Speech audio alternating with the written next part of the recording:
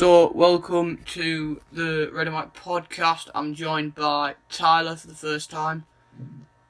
Hello, good to be on it. Yep, I'm joined by Vital Boss or Ryan again. Hello. And I've got a special guest in Max, who is the Leamington admin for Instagram and Twitter, if I'm correct. Yes, thank you. Head of media. Yeah, head of media. So we'll just talk about Leamington for a bit. So how are you a fan? Like, was it passed down through family, or is it just like because it's a local club, or?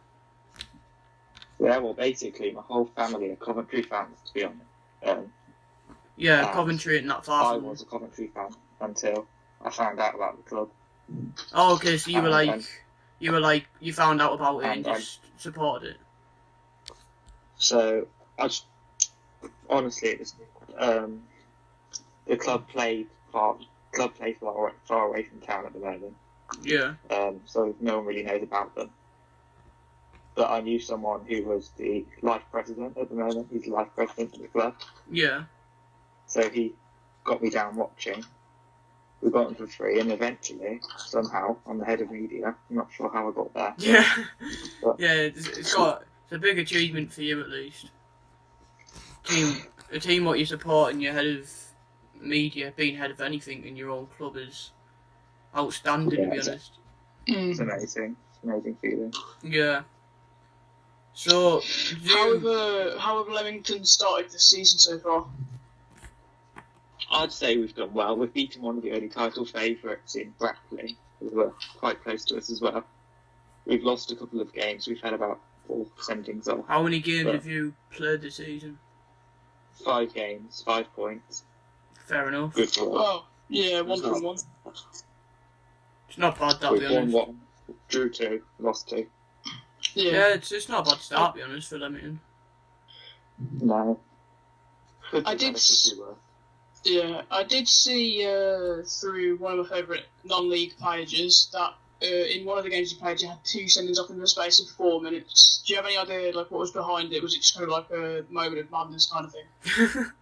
It was 2 sendings off in 1 minute, actually. Oh, right. But it was a big brawl, including 21 men. 21. Oh, that's interesting. Jesus. So, both teams went down to 9 men. Yeah. Jesus Christ. That's like, was it us versus Wickham or something like that? Absolute brawl, like, it went a 96 minute and we drawed back a point last season. Yeah, we've now got our right back. He's banned for 5 games because of the Jesus Christ. 5 games. Jesus. Jeez, man. Yeah, heard Leamington's just unveiled a new signing from Solihull Moors. What do you think of that, Jack Jim? Rodwell. Yeah. No, it's George Carline. He's a midfielder. Yeah. He's only here for a month, but I think he'll do okay. Yeah, if none of you understand that, which I highly doubt you will, it's something what I put on my story as what we put it as a social experiment.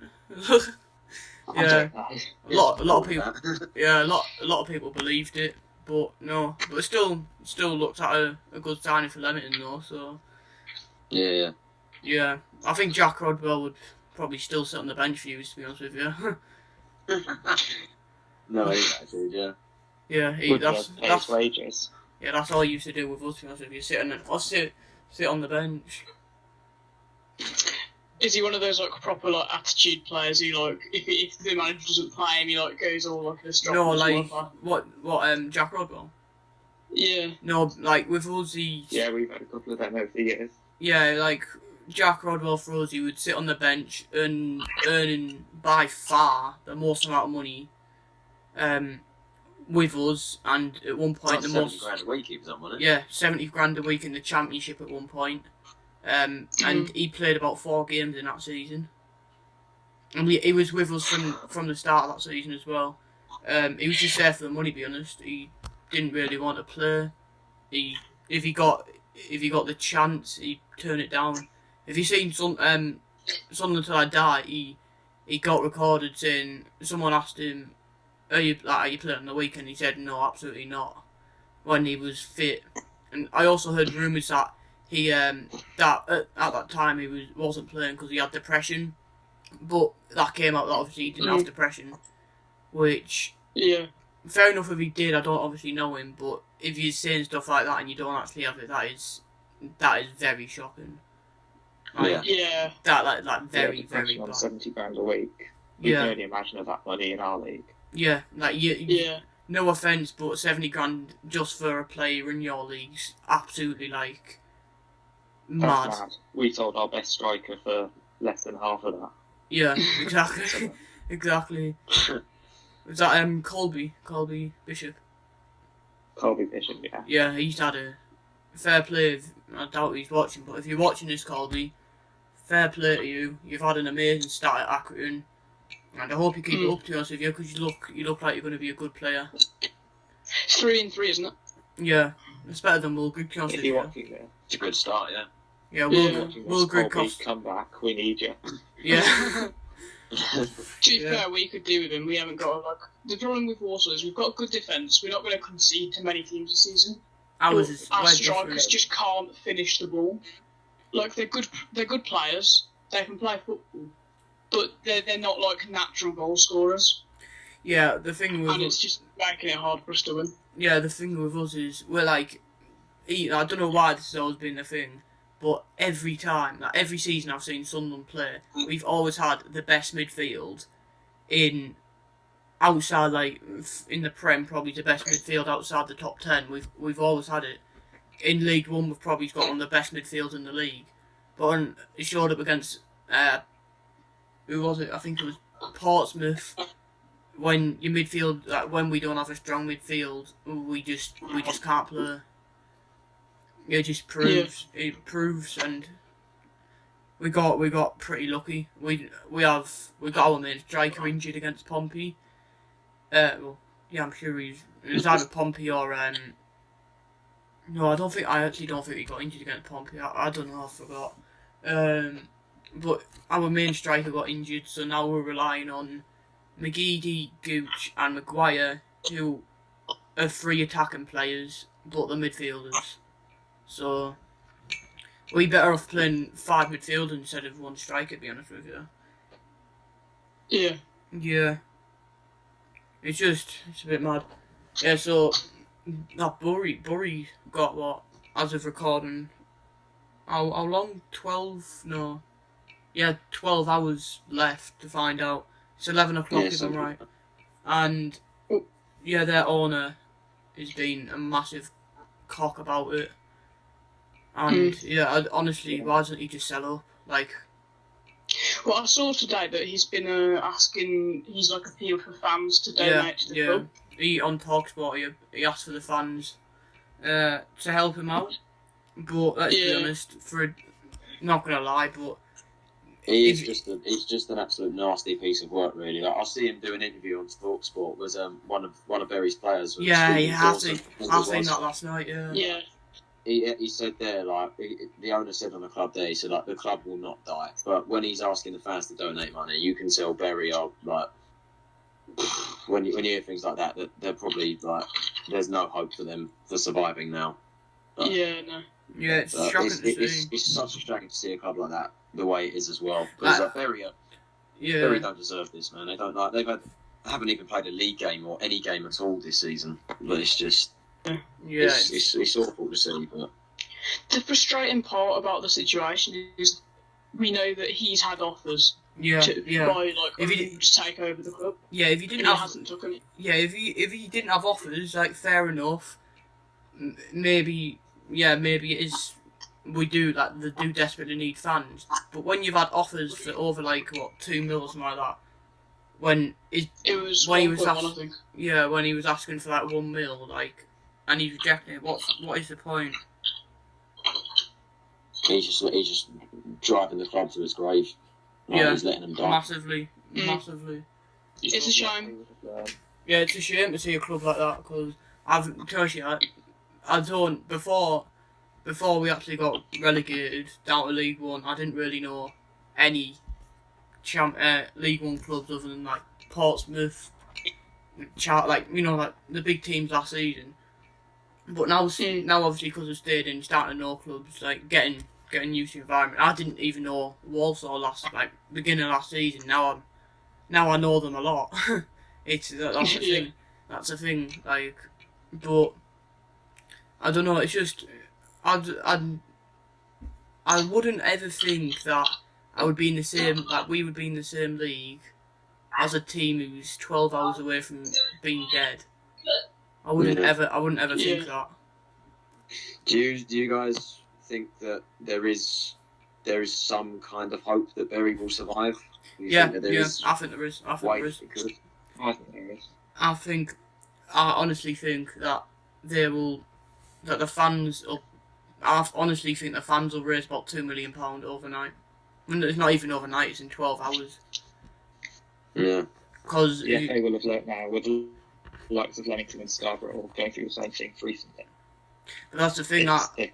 The thing is, I know that the FA, and the EFL have even admitted behind closed doors that they did not do any checks on the owner. That owner has had 20 businesses put out of business in his business career. 20 business either liquidated or discontinued out of financial issues, and now he's taking Bury into the same place. So it's going to be number 21 for him. I mean, that's what's wrong with the EFL. I don't get, because how EFL can just allow people like this to just walk straight into English football and not even do proper. It's just ridiculous. And Bury aren't the only ones. Like, it's happened to Bolton, Coventry, Hull. Even it's happened to my team, Charlton, as well. Yeah, but exactly. We've been slowly improving over the years. Very slowly. How you can just let Steve Dale just come straight into football without any checks at all, and now he's destroying the club, and then they just sit back and let it happen is just ridiculous. Ever since the EFL have come in, it's just been a downward spiral for several clubs. Yeah. Bury, it's I personally think Bury. I think this is it for Bury. I think this is it. I'll tell you, but I think that's it for them. If there was a way to donate, I probably would. Yeah, I would. I'd chip in if there was a way for me, but I don't think there's any hope that they'll survive now, to be honest. Yeah, neither. I don't know. One of the things. I'm sorry. Yeah, go on. One of the things that I've seen is like people saying that big clubs like Manchester United, Manchester City, they're like made of money, should like try and chip in and help. And like I'm all for trying to save the football club and that, but then when you think about it, they've been like, it's kind of been brought on by themselves because they've been like overspending for years, and it's not really like the responsibility of big clubs to try and like save them. You're that fair enough, that factor, but it's like I don't know how to put it. Like, look at Sunderland. We say we've got a good history, but to tell you, we've won 6 top division titles in the 1880s. We've won what, 2 FA Cups in our full history. It's about it really. Like, we don't really, like, even though we've lasted for I don't even know how long, 100 and odd years, and we've won so many titles in the past because we haven't won anything in like 30-40 years now. But if all that history just went away, it's not right. It's just not right because like last season we took so much pride in going to Wembley twice. Even if we lost twice, we still took so much pride in it because it's never been done by us. It's never really happened. It's just it's horrible to say, to be honest, because it shouldn't really happen to any club, let alone a club like this. Especially the one thing that annoys me as well, that they've just been promoted to League One, hoping that they'd maybe have a half decent season, maybe stay up, but they're not even allowed to play games, so It is sad. It is sad to see it. Yeah, it's Shouldn't be like happening. yeah. In other news, Sunderland are looking to get taken over again, second time in 2 years. We are getting taken over by Dell. Yes, Dell, the computer company Dell. Which, if it happens, we will officially be the richest club in football history. Yeah, that is a massive thing for Sunderland. Absolutely huge. We will officially be the richest club in football history. Which is for a League One club. To be honest with you, that is. I don't even know how to put it into words. To be honest with you. That is big. It is big. It's a big deal. But the only thing I have to say is though, if that deal is to go through, you best get promoted to the Championship this season. Yeah, if it does, we. Like, if that is to go through, because Dell, I mean, they're a massive company. Like, I think their owner's like, what was it, like 25th richest man in the world? Yeah, 25th. So, if you get to the Championship, then you'll be spending big when you get to the like Championship. £150 million in the first season, or something daft like Yeah, that. but then again, that is if you can get out of League One this season, which I do expect Sunderland to do. I do expect you to get promoted to the Championship, and I think that you will, probably as champions as well. But if you don't play in League One, then it might not go to plan. Yeah, like no I offense. did read that if it does happen, that he'll only be like a passive investor. Nah, he's good. It's not that. It's came out like in the last couple of hours that it's going to be a majority takeover. Like it's going to Right. his business. I think Stuart Donald's still going to stay in the club, but he's going to have a less amount of stake. Even if he's got 49%, he doesn't have full control of the club, though, does he? So that's what Celtic done. To be honest, they give 49% of the fans and 51% who are like a millionaire or something like that. But technically, the owner still has full control of the club, even though the 49% don't. But yeah, it's just I hope it goes through because, to be honest with you, no offence to Stuart Donald, no offence to you, mate, but I can't really see us get promoted under you. But if we get this multi-billionaire in, with one of the richest companies in the world, one of the richest people in the world, it's not only him, there's 3 others as well. So, yeah, that could be huge, honestly, absolutely huge. Yeah. Because even... It'd actually be quite funny to see, because I'm going to assume that with Dell coming in to take over the club, they'll probably have like their... they'll probably be your main kit sponsor as well, so it'd be actually quite funny to see. That's actually a good point, actually. Yeah. Yeah, they might even take the stadium rights, to be honest with you. But not renamed the Dell Arena. But to be honest with you, I wouldn't really mind it if they took, like, if it was called the Dell Arena. At least you're not going to be called like the icecreamvan.com arena or something like that, or the leasing.cup.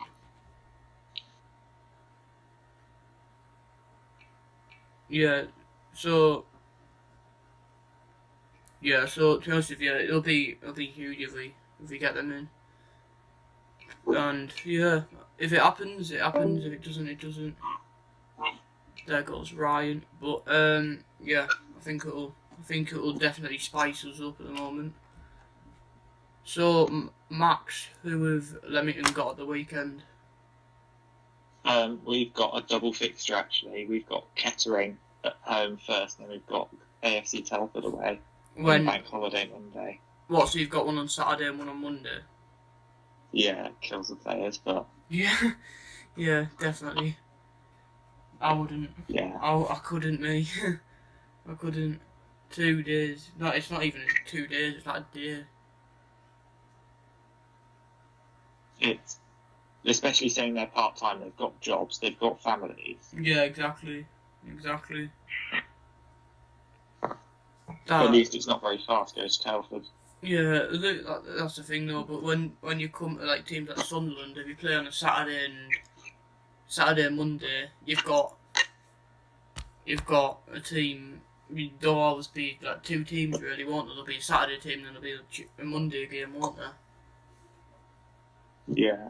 To be honest, anymore. We had them on a Tuesday night once, and they didn't get back until 4 o'clock in the morning. Mad. Tyler, who have you got on the weekend? Well, we actually have our first London derby. We take on Brentford at home, which will be quite a tough test for us. We started the season quite well, unbeaten in the Championship. Brentford are, I believe, the lowest scoring team in the division so far. They've scored only 2 goals. But nonetheless, they're going to be a tough side. It's a very, very tough team to break down. And with it being a London derby as well, I'm looking forward to it. It's going to be a really good game. Yeah, but there's a lot of London derbies, to be honest with you. There's so many teams in London.